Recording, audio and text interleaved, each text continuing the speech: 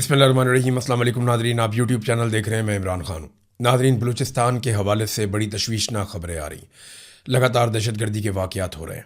एक और वाक़या दहशतगर्दी का हुआ जिसमें दो क्रिकेटर्स को कत्ल किया गया। दोनों का ताल्लुक अक़लियत के साथ था और इसमें एक दावा भी किया गया, ये जो कत्लेआम किया गया है क्रिकेटर्स का, इसमें जो मुलव्विस गिरोह है वो है जी IS खुरासान। उन्होंने ये जिम्मेदारी कबूल की है। ये वाक़या मस्तूंग में हुआ है और उसके बाद जो है वहाँ पे काफ़ी कशीदगी है। मसीही बरादरी से ताल्लुक़ है। दोनों अफराद, दोनों खिलाड़ी थे और क्रिकेट के प्लेयर्स थे। वहाँ एक ग्राउंड के अंदर इन्हें कत्ल किया गया और लगातार सड़कों के ऊपर गाड़ियाँ रोकते हैं, आग लगा देते हैं। सड़कों से जा रहे हैं जो लोग, उनको अगवा कर लेते हैं, उन्हें कत्ल कर लेते हैं। मुसल्लह जत्थे एकदम आते हैं, आकर पुलिस पे, सिक्योरिटी फोर्सेस पे अटैक कर देते हैं। पूरे के पूरे शहरों पर कब्जे कर लेते हैं। बैंकों को और जितनी भी वहाँ पे अमलाक हैं उनको नुकसान पहुँचाते हैं, लूट लेते हैं। पुलिस का असला साथ लेकर चले जाते हैं। एक अजीबो गरीब सूरत हाल है बलूचिस्तान में और कोई मानने को तैयार ही नहीं है। DG ISPR ने एक बात की। उन्होंने कहा जी कि दहशतगर्दी के जो अटैक हो रहे हैं बलूचिस्तान में, इनके पीछे भारत का हाथ है। तो इसका मतलब है भारत तो कामयाब हो रहा है। अगर भारत बलूचिस्तान में दहशतगर्दी कर रहा है तो पाकिस्तान क्या कर रहा है? पाकिस्तान की इंटेलिजेंस एजेंसीज क्या कर रही हैं? वो इमरान खान की आंख साया कर रही हैं। इमरान खान की बहनों को एहतजाज करने से रोक रही हैं। वो बुशरा बीबी को जेल के अंदर निशान इबरत बना रही हैं। वो पाकिस्तान तहरीक इंसाफ के लोगों को कुचलने का बंदोबस्त कर रहे हैं। या रिजवी बरादरान को कब तक उन्होंने जबरी तौर पर गुमशुदा रखना है, इसका बंदोबस्त कर रहे हैं। या कश्मीर में अवामी तहरीक को कैसे कुचलना है, इसके ऊपर काम कर रहे हैं। तो क्या पाकिस्तान की इंटेलिजेंस एजेंसियों को इस काम के लिए तनख्वाह दी जाती है कि वो पाकिस्तानियों को या पाकिस्तानी पॉलिटिकल पार्टीज़ को कुचलने का काम लगातार करती रहे या सियासतदानों को निशाना बनाती रहे? भाई, उनका काम तो दहशतगर्दों से लड़ना है। भारत अगर बलूचिस्तान में लगातार कामयाब हो रहा है तो फिर पाकिस्तान और पाकिस्तान की इंटेलिजेंस एजेंसीज कहाँ हैं और उनकी जिम्मेदारी कहाँ है? पाकिस्तान तहरीक इंसाफ ने या अपोजिशन जमातों ने एक APC बुलाई और उसके अंदर उन्होंने बहुत सारी चीज़ें वाज़े की हैं। उसका जो एलामिया है, वो जो मोटी मोटी चीज़ें हैं मैं आपको बता देता हूँ। इसकी जो सदारत करवाई गई वो अख्तर जान मेंगल साहब से करवाई गई। बलूचिस्तान के एक पुराने सियासी रहनुमा हैं। महमूद खान अचकज़ई भी उसके अंदर शामिल थे, बलूचिस्तान से और लोग भी शामिल थे, जबकि मुख्तलिफ पॉलिटिकल पार्टीज़ ने इसके अंदर शमूलियत की। हुकूमत आपको पता है इसके अंदर कभी शामिल होगी नहीं, क्योंकि हुकूमत जो है वो इस वक्त एस्टेब्लिशमेंट के कैंप में बैठी है। तो जो APC का एलामिया है वो क्या कहती है, ऑल पार्टीज कॉन्फ्रेंस, कि बलूचिस्तान में इंसानी हकूक़ की खिलाफ वर्जियों और बदअमनी पर शदीद तशवीश का इजहार, गैर नुमाइंदा हुकूमत और पॉलिसियों को बहरान का सबसे बड़ा जिम्मेदार करार दिया। बलूचिस्तान के मसले के हल के लिए ट्रुथ एंड रिकन्सिलिएशन कमीशन बनाया जाए। सब लोग माने कि उसने कहां पे गलती की। फिर जनाब उन्होंने कहा कि बलूचिस्तान में तमाम सियासी जमातों और स्टेक होल्डर्स के दरमियान मुज़ाकरात किए जाएं। इमरान खान, महारंग बलोच, अली वज़ीर, शाह महमूद कुरैशी, ईमान मज़ारी, हादी अली चट्टा और दीगर सियासी कैदियों को फौरी तौर पर रिहा किया जाए। बलूचिस्तान समेत मुल्क भर में सियासी कारकुनों के खिलाफ मुकदमात ख़त्म किए जाएं। APC एलामिया में बलूचिस्तान में लापता अफराद की बाजियाबी और जबरी गुमशुदगियों के खात्मे का भी मुतालबा किया गया। बलोच अवाम की मुआशी जो उनका इस्तेहसाल किया जाता है उसके खात्मे और वसाइल पर उनका हक तस्लीम किया जाए कि वो बेचारे वहाँ के रहने वाले हैं, उनके वसाइल उनके हैं, तो पहले पैसा उन पे खर्च करें, बाद में आप अपनी जेब में डालें। फिर दहशतगर्दी के तमाम वाक़यात की गैर जानिबदार कौमी कमीशन से तहकीकात कराई जाए। बलूचिस्तान में वफाकी और सूबाई सतह पर वसी सियासी डायलॉग भी शुरू करवाए जाएँ।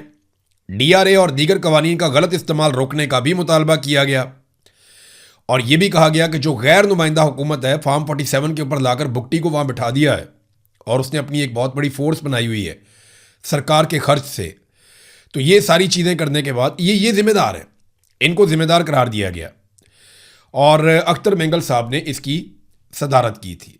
तो ये जनाब लुबे लुबाब है। अख्तर मेंगल ने वहाँ पर बहुत सारे गिले शिकवे किए, बहुत सारी बातें की। महमूद अचकज़ई साहब की कुछ चीज़ें बड़ी इंपॉर्टेंट है, उन्होंने कुछ इंकशाफात किए।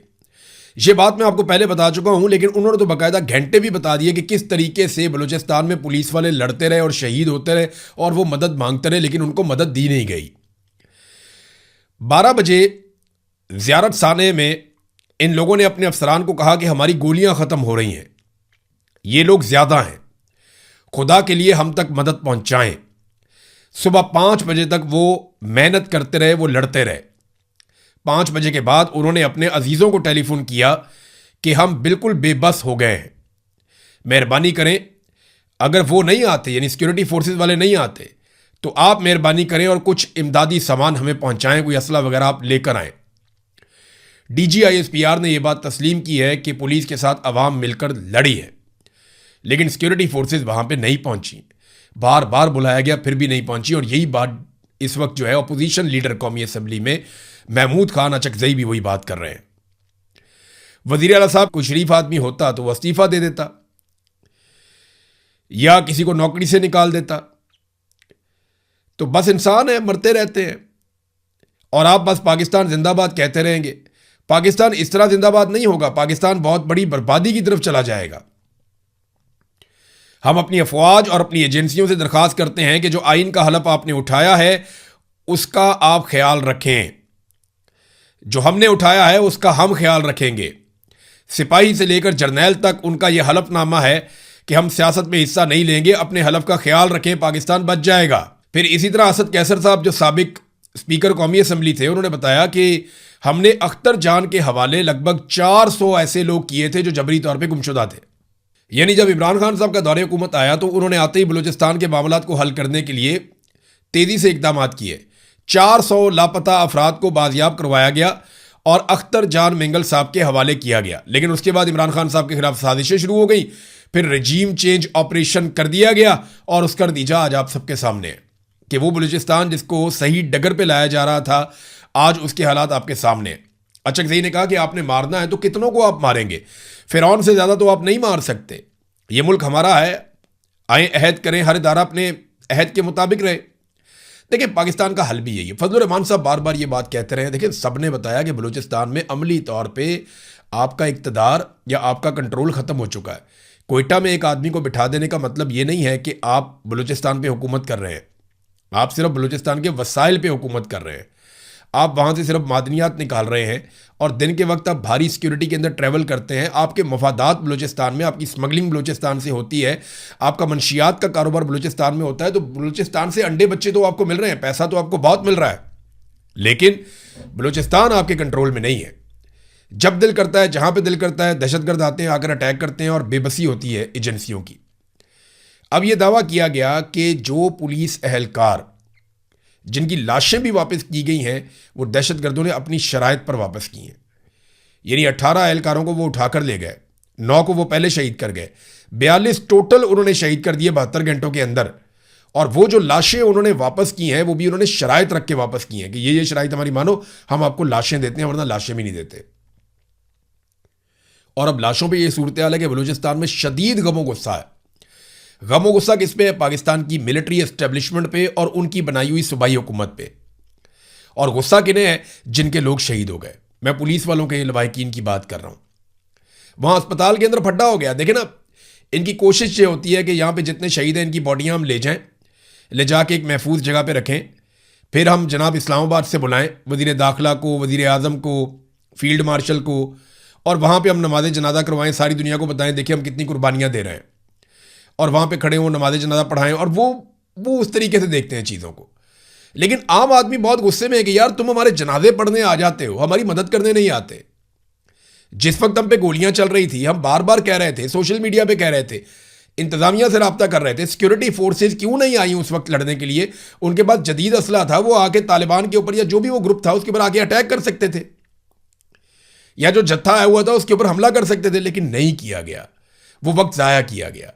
ना सिर्फ पुलिस वालों को मरने के लिए छोड़ दिया गया, बल्कि बाद में जो यरगमाल बनाकर गए उनको उन्होंने शहीद कर दिया। और DGISPR कहते हैं जी हमने कामयाब ऑपरेशन किया। कामयाब ऑपरेशन का मतलब ये होता है कि आप अपने लोगों को छुड़ा कर ले आए, लेकिन आप जब छुड़ा कर नहीं लाए तो इसका क्या मतलब है? कि आपका ऑपरेशन कामयाब नहीं हुआ, बल्कि आपका ऑपरेशन नाकाम हो गया बदकिस्मती से। नाज़रीन, बलूचिस्तान के मामले पे मैं फिर वही बात कहूँगा कि जब तक पाकिस्तान की मिलिट्री एस्टेब्लिशमेंट डंडे से बलूचिस्तान को कंट्रोल करने की कोशिश करती रहेगी, यही सूरत हाल रहेगी। ये बहुत बड़ा सूबा है, यहाँ बहुत सारे वसाइल हैं, या तो आप सारे लोगों को मार तो नहीं सकते ना, आप सारे लोगों को कंट्रोल कर सकते हैं। यही पॉलिसी बलूचिस्तान में है, यही पॉलिसी कश्मीर के अंदर है। इस पॉलिसी को बदलें, अवाम के मुंतखब नुमाइंदों को आने दें। यानी जो अवाम जिन्हें मुंतखब कर दे उन्हें यह हक दे दिया जाए कि आप फैसले करें, हम आपके मुलाजिम हैं, आप हमें तनख्वाह देते हैं, आप जो हुक्म करेंगे उसके मुताबिक हम काम करेंगे। कोर कमांडर भी वैसे ही काम करे, सेक्टर कमांडर भी वैसे ही काम करे, रेंजर्स भी वैसे ही काम करे। एफसी बॉर्डर पे काम कर रही है, ठीक है, वो अपना काम करे, वो वफाकी वजीर दिफा जो है उसके अंडर में। तो जब इदारे अपनी डोमेन में चले जाएंगे, अपनी हुदूद के अंदर चले जाएंगे, तो आप देखिएगा चीज़ें ठीक होना शुरू हो जाएंगी। लेकिन बदकिस्मती से जब आप डंडे के साथ चीज़ें ठीक करते हैं, बंदूक के साथ चीज़ें ठीक करते हैं, तो सारी चीज़ें ठीक नहीं होती, बहुत सारे प्रॉब्लम्स आते हैं। अब नाज़रीन, पाकिस्तान तहरीक इंसाफ ने खैबर पख्तूनख्वा में अपनी गलती मान ली, लेकिन मुझे पीटीआई की तो मुझे समझ आ गई ना कि पीटीआई ने गलती की और वो बहुत सारी प्रिविलेजेस, बहुत सारी सहूलियात, बहुत सारी मुराद वो लेने के चक्कर में थे, जिनके इमरान खान भी खिलाफ हैं। लेकिन वो पकड़े गए, रोला पड़ गया, छुपा छुपा के काम कर रहे थे, पकड़े गए। लेकिन पीटीआई पीछे हट गई, ये तो बात समझ आती है। नून लीग की वजह समझ नहीं आई। यानी दिन के वक्त नून लीग वाले बैठे हुए हैं खैबर पख्तूनख्वा के वज़ीर इत्तलाआत के साथ और डिफेंड कर रहे हैं उस बिल को, अपने ट्वीट्स के अंदर, सोशल मीडिया के ऊपर, अपने बयानात के अंदर, अपने वीडियो बयानात के अंदर, वो सारे के सारे डिफेंड कर रहे हैं इस बिल को, नून लीग वाले। शाम को इख्तियार वली बैठता है टीवी के ऊपर और वो सारे कहते हैं जी नहीं ये गलत है। वो एक कहता है नून लीग वाला गलत है, दूसरा कहता है जी ठीक है मैं उसकी हिमायत करता हूं। तो इनकी कोई पार्टी पॉलिसी नहीं है, इन्हें जहां मफाद मिलता है ना, ये बेचारे वहां से मफाद ले लेते हैं। और वैसे भी इन्होंने कौन सा इलेक्शन लड़के आना है, इनको फॉर्म 47 चाहिए। जिसके किसी फौजी के साथ, अच्छे जर्नैल के साथ ताल्लुकात होंगे, वो अपना फॉर्म 47 लेकर आ जाएगा। अब तो जर्नैलों के अपने रिश्तेदार भी इलेक्शन लड़ते हैं और उन्हें तो इलेक्शन ज़रूर जितवाया जाता है, पूरी बंदोबस्त करके जितवाया जाता है। तो नाज़रीन, ये पाकिस्तान तहरीक इंसाफ ने अपनी गलती तस्लीम कर ली, लेकिन पीएमएलएन को अभी भी समझ नहीं आ रहा कि उन्होंने इधर जाना है या इधर जाना है। लेकिन अली अमीन गंडापुर साहब ने बड़े अजीब मौके पे अजीबोगरीब स्टेटमेंट दे दिया इसी चीज़ को लेकर। यानी जब ये चीज़ ख़त्म हो गई तो उनका स्टेटमेंट आया। बात तो उनकी जायज़ है गंडापुर की, पहले बात सुन ले उन्होंने कहा क्या। गंडापुर ने कहा कि ये व्हाट्सएप ग्रुप है पाकिस्तान तहरीक इंसाफ का, उसके अंदर गंडापुर ने एक ऑडियो पैगाम जारी किया कि जनाब जो तनख्वाहों में इजाफा मांगते हैं ना, उन मेंबरान के नाम पब्लिक किए जाएं। सूबे में ड्रोन हमले हो रहे हैं, वो तो गंडापुर साहब के दौर में भी हो रहे थे। सूबे में सूबाई हुकूमत के फंड से ऑपरेशन हो रहे हैं और मज़ीद भी होंगे, ये गंडापुर साहब के दौर में हो रहे थे। लेकिन क्योंकि वादा किया था सुहेल अफरीदी ने कि उनके दौर में ना तो ऑपरेशंस होंगे और ना ड्रोन हमले होंगे, लेकिन सुहेल अफरीदी अपना वादा पूरा नहीं कर सके और वो कंप्रोमाइज़ हो गए ऑपरेशंस को और ड्रोन हमलों को लेकर। तो मेंबरान असम्बली और वज़रा ख़राब क्वालिटी की वजह से काम रुकवा रहे हैं और भर्ती होती है, तबादला होता है, इसी महकमे के लोग सबूत के साथ प्रेस कॉन्फ्रेंस कर देते हैं। बैड गवर्नेंस की लान तान भी हमारे ऊपर आ रही है। अब जिस जिसको चाहिए ज़्यादा तनख्वाहें ज़रा वो बता देना, उनके नाम सामने लाए जे। ये इस किस्म का उन्होंने मुतालबा किया कि बताएं कौन कौन चाहता है कि वो तनख्वाहों में उसको इजाफा मिले, अपने पार्टी और लीडर के नज़रिए की बलि नहीं चढ़ा सकता।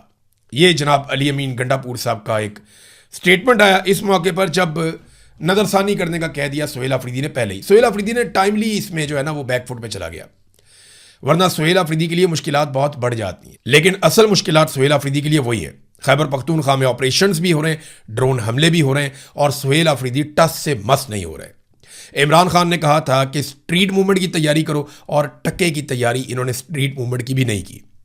तो इमरान खान के जो 3-4 अहकामात अभी तक सुहेल अफरीदी तक आए थे, जो बड़ी वजाहत के साथ आए थे, उनमें से एक के ऊपर भी सुहेल अफरीदी अमल दरामद नहीं कर सके। और जब बाहर निकलने का वक्त आया, जब डट के खड़े होने का वक्त आया, तो सुहेल अफरीदी साहब 4 दीवारी में अपने आप को बंद करके इनडोर एहतजाज शुरू कर गए।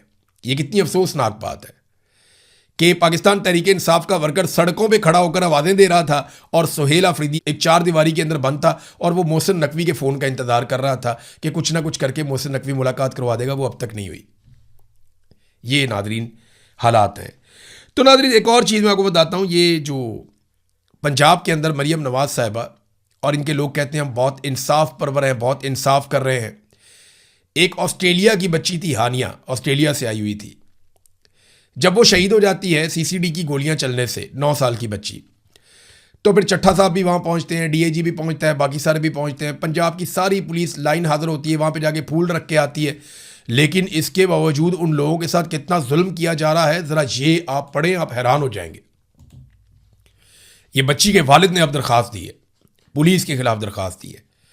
यानी हमें तो ये बताया जा रहा था कि सीसीडी से गलती हो गई, बहुत बड़ा जुर्म हो गया, हमने बंदा पकड़ लिया, हम इंसाफ करके देंगे, लेकिन अंदर खाते ये क्या कर रहे हैं ज़रा ये देखें। वो बंदा ये बताता है कि जनाब मैं ऑस्ट्रेलिया का शहरी हूँ, मैं, मेरी बेटी और मेरा बच्चा, हम लोग वहाँ पे मौजूद थे।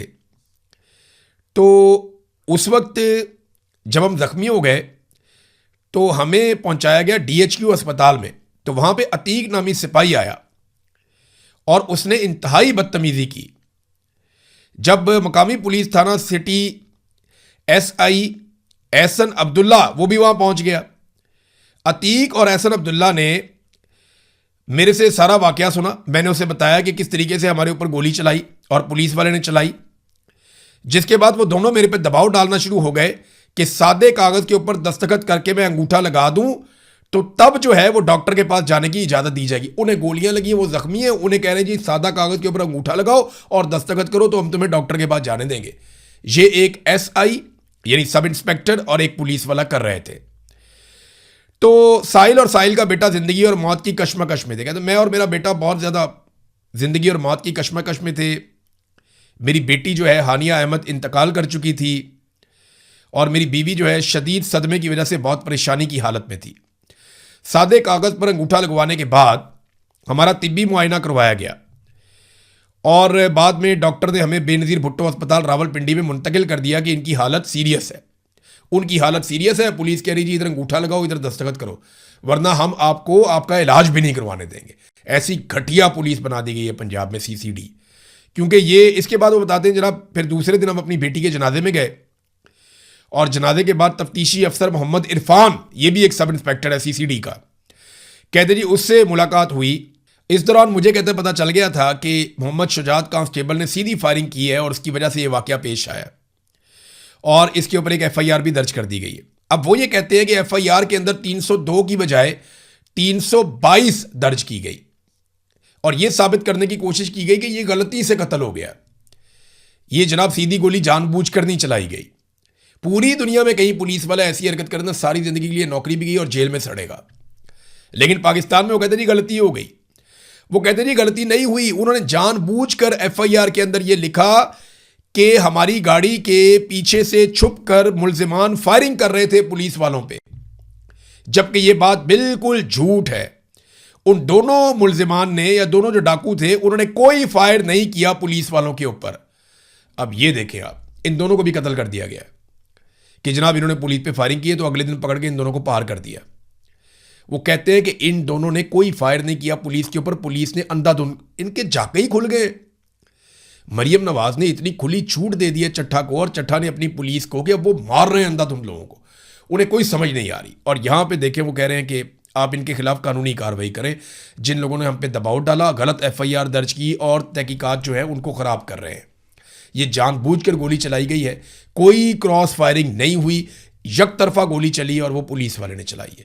तो ये कोई गलती से कत्ल नहीं हुआ, ये जानबूझकर कत्ल किया गया है। तो एक ही केस था जिसे वो कहते थे हम टेस्ट केस बनाएंगे और उसी केस में आप देख लें इनकी हालत क्या हुई। यही हालत इनकी रज़ा डार वाले केस के अंदर भी हो रही है। रज़ा डार के बारे में मैं आपको इतना बता दूं, एक जर्नलिस्ट हैं लाहौर से, उन्होंने भी बताया कि इमरान साहब मैं तो ये खबर नहीं दे सकता, लेकिन आप इतना ज़रूर बता दें कि रज़ा डार पूरी मौज में है। मैंने कही क्या मतलब? उसने कहा जी ना उसको हवालात की गर्मी का मसला है, ना उसे किसी मच्छर का मसला है, ना उसे किसी और परेशानी का सामना है। वो बड़े सुकून के साथ अपने ये दिन गुजार रहा है, किसी किस्म की इंटेरोगेशन नहीं हो रही। आम मुजरिम पकड़ा जाए तो उसके साथ क्या कुछ किया जाता है आप इसका अंदाज़ा कर सकते हैं, लेकिन रज़ा डार के साथ बहुत VVIP किस्म का सलूक किया जा रहा है। बकौल मेरा एक सोर्स है, एक सीनियर जर्नलिस्ट है लाहौर में, उसने मुझे ये बताया। उसने कहा जी मैं लाहौर में ये करूँगा, मेरे ऊपर उन्होंने फिर किसी और बहाने करके कोई पीका लगा देना मुझ पर भी। नादरीन, इमरान खान साहब ने मियाँ वाली में एक अस्पताल बनाया था। ये बड़ा ज़बरदस्त अस्पताल था और ये ख़वातीन के लिए अस्पताल ख़ास तौर पे बनाया गया था, मदर एंड चाइल्ड अस्पताल मियाँ वाली। इस पे 3 अरब रुपए लगाए थे। इसके अंदर सारी सहूलियात मौजूद हैं, लेकिन सब कुछ ही ख़त्म कर दिया गया। इमरान खान के नाम की तख्ती को उखाड़ कर वहाँ एक स्टोर है उसके अंदर फेंक दिया गया। तो ये अवाम की मलकियत था, किसी सियासी शख्सियत की मलकियत नहीं था। कोई इमरान खान ने अपने नाम के ऊपर नहीं बनाया हुआ था। वो मियाँ वाली का मदर एंड चाइल्ड हॉस्पिटल था, उसके साथ क्या ताल्लुक है इमरान खान का? वो तो बतौर जब उसकी हुकूमत थी तो उसने उस फंड के साथ बना दिया। अब जनाब ये बदला ले रहे हैं, वहाँ पे एक और जगह पे अस्पताल बना दिया, ना पीने का पानी मिलता है वहाँ पे, ना वहाँ पे एयर कंडीशन है, ना वहाँ पे मरीजों के लिए कोई सहूलियात हैं। बेड़ा गर्क हुआ पड़ा है मरीजों का वहाँ पे। वो शिकायत पे शिकायत लोग कर रहे हैं, वो कह रहे इतनी ज़बरदस्त जगह थी, सारे इंतजाम थे, हर चीज़ मौजूद थी, लेकिन इसके बावजूद वहाँ पे ये तब्दीली कर दी गई। और वो सिर्फ क्यों की गई? इमरान खान साहब के बोग्स में, और कोई मसला नहीं है। याद है ना मरीम नवाज की वो कॉल कि अगर हम हेल्थ कार्ड बंद कर दें तो इमरान खान की ना मकबूलियत कम हो जाएगी। यानी उसका जो ये इतना बड़ा मनसूबा है, अगर हम हेल्थ कार्ड बंद कर दें ना तो फिर मज़ा ही आ जाएगा। अंदाज़ा करें ये कैसे घटिया लोग हैं कि आम आदमी को मिलने वाली सहूलत इन्होंने सिर्फ इसलिए बंद करवाई कि वो इमरान खान का प्रोजेक्ट था। और ये बाकायदा उसकी ऑडियो मौजूद है मरीम नवाज की। नादरीन, आखिर में एक खबर है, और ये सूरत हाल खौफनाक होती जा रही है। अमेरिका ने बड़े शदीद हमले किए हैं जनूबी ईरान पे। 6 मुख्तलिफ इलाके हैं जनूबी ईरान के जिनके ऊपर अटैक किया गया। अमरीकी इल्ज़ाम ये है कि आबना हुरमुज़ से कुछ जहाज़ गुजर रहे थे, उनमें से 3 के ऊपर ईरान ने अटैक किया, और जवाबी हमले में अमेरिका ने बहुत शदीद हमले किए हैं जनूबी ईरान के ऊपर। जबकि ईरान का ये कहना है कि अमेरिका ने MOU की खिलाफ वर्जी की है। असल मामला क्या है ज़रा थोड़ा आप समझ लें। आयतुल्लाह अली ख़ामनेई की शहादत का और उनकी तदफीन का वो सारा मामला शहादत के बाद वो जारी है, और आजकल वही दिन चल रहे हैं। आज के दिन में जो है उनकी तदफीन मुकम्मल हो जाएगी। तो अमेरिका बड़े अरसे से ये कोशिश कर रहा है कि ईरान की मर्ज़ी के ख़िलाफ़ मुख्तलिफ रूट से आबना हुरमुज़ में से वो कुछ और बैरी जहाज़ और टैंकर्स निकाले। लेकिन ईरान का ये कहना है कि जो हमारी मर्ज़ी के बगैर जाएगा वो मुआहदे की खिलाफ वर्जी करेगा और उसको हम रोकेंगे, वो अपने नुकसान का खुद जिम्मेदार होगा। अब अमेरिका वहाँ से पुराने तरीके से निकालना चाहता है, क्योंकि उसकी बहुत बेइज्जती हो रही है कि जनाब आपने चंगी लड़ाई लड़ी है, आबना हुरमुज़ के ऊपर ईरान का और ओमान का कंट्रोल हो गया, वो जैसे मर्जी करते हैं, आप वहाँ पे कुछ कर ही नहीं सकते। तो उन्होंने जिद पकड़ी हुई है कि हमने ईरान को वहाँ पे दीवार के साथ लगा के यहाँ से जहाज़ों को खुद निकालना और पहले की तरह निकालना है। ईरान ने जिद पकड़ी हुई, हम नहीं जाने देंगे, और ये इस चीज़ के ऊपर सारी लड़ाई हो रही है। अब डोनाल्ड ट्रंप ने कहा जी हम शदीद हमले करेंगे और दोबारा भी करेंगे, और ईरान ने बहरीन के अंदर बड़ा तगड़ा जवाब भी दिया है। तो ये लड़ाई आगे कैसे बढ़ती है इस पर हम बात करेंगे। अब तक के लिए इतनी, अपना ख्याल रखिएगा, अपने इस चैनल का भी। अल्लाह हाफ़िज़।